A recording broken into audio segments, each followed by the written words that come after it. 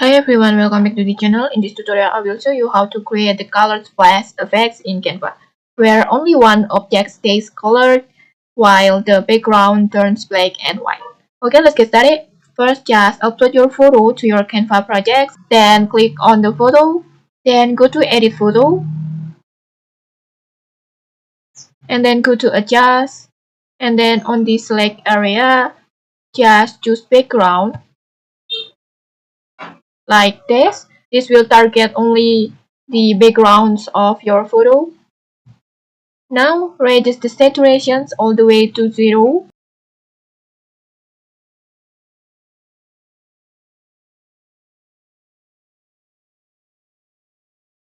And you can also adjust the brightness or contrast if needed to make the effect look even better.